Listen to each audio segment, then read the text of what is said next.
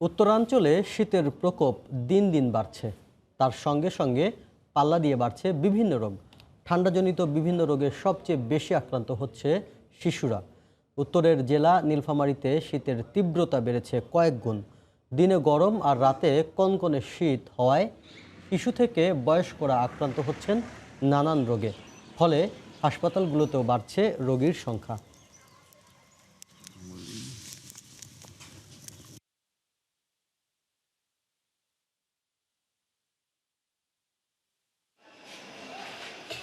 এদিকে লালমনিরহাটেও তীব্র শীতে বিপর্যস্ত জনজীবন।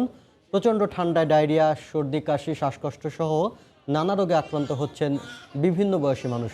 সবচেয়ে বেশি আক্রান্ত হচ্ছেন শিশুরা। গত এক সপ্তাহে সদর হাসপাতালে ঠান্ডাজনিত রোগে ভর্তি হয়েছেন শতাধিক শিশু। উত্তরাঞ্চলের শীতের খবর জানাতে যাচ্ছে রেলগেট এলাকায় আছেন সাইফুর রহমান রকি এবং রংপুরে আছেন রতন সরকার। প্রথমে যাচ্ছে সাইফুর রহমান রকির কাছে। রকি,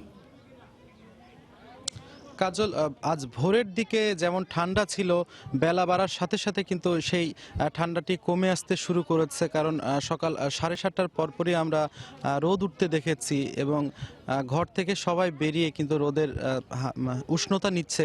এবং আমরা এখন রাজশাহীর ভদ্রা এলাকায় আছি। বিশেষ করে এখানে ছিন্নমূল মানুষের বসবাস করে এবং তারা, আমরা সকালে যেমনটি দেখাচ্ছিলাম, যারা রোদের তারা শীতের হাত থেকে রেহাই পেতে তারা খড়কুটো জ্বালিয়ে শীত নিবারণের চেষ্টা করছে। এখন কিন্তু অনেকটাই সহনীয় পর্যায়ে চলে এসেছে এবং তারা বলছেন যে আসলে কনকনে যে ঠান্ডা বাতাস আজকে সেটি না থাকার কারণে শীতের মাত্রা কিছুটা কম লাগছে তাদের।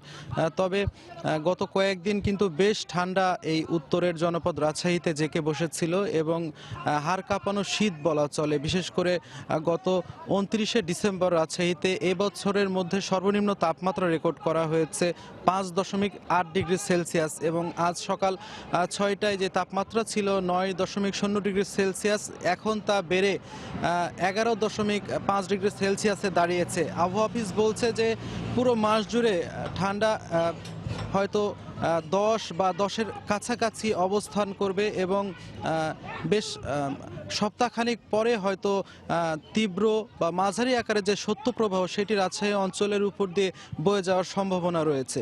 সব মিলে আসলে এই অবস্থায় রয়েছে রাজশাহীর শীতে এবং ছিন্নমূল যার মানুষেরা বলছেন তারা সমাজের বিত্তবান মানুষদের দিকে চেয়ে আছে, তারা যেন তাদের সহায়তার হাত বাড়িয়ে দেয়। এই অবস্থায় কিন্তু রাজশাহীতে শীতজনিত রোগের যে প্রাদুর্ভাব সেটি কিন্তু বেড়ে গেছে হাসপাতালে। তো এই ছিল আমার কাছে রাজশাহী থেকে শীতের খবর। আমরা এখন রংপুরের খবর জানতে চলে যাচ্ছি আমাদের সহকর্মী রতনের কাছে।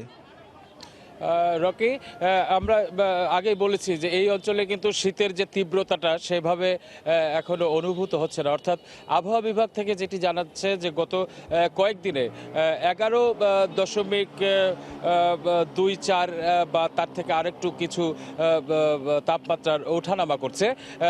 আবহাওয়া অফিস থেকে আরও জানিয়েছে যে মধ্য জানুয়ারি পর্যন্ত আসলে এই শীতের যে অবস্থা এটি একই রকম থাকবে এবং মধ্য জানুয়ারির পর থেকে আসলে শীতের তীব্রতা বাড়তে পারে।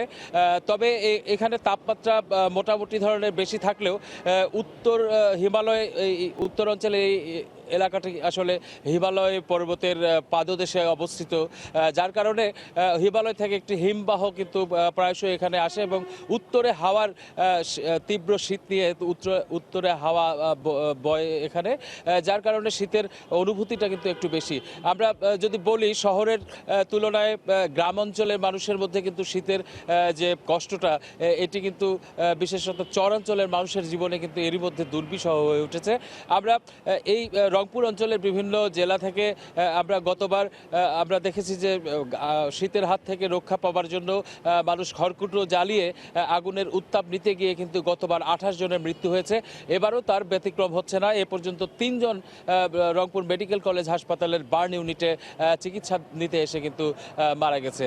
আমরা শহরের দিকে যদি তাকাই, এই ভোরবেলাটি আসলে বিশেষ করে দিনমজুর শ্রেণীর যে মানুষেরা আছে তাদের জন্য, পাশাপাশি আমরা জানি যে এখন বছরের শুরুর দিকেই স্কুল কলেজগুলোর ক্লাস শুরু হয়ে যায়, এই শিশুদের কিন্তু একটু দুর্ভোগ বেড়েছে।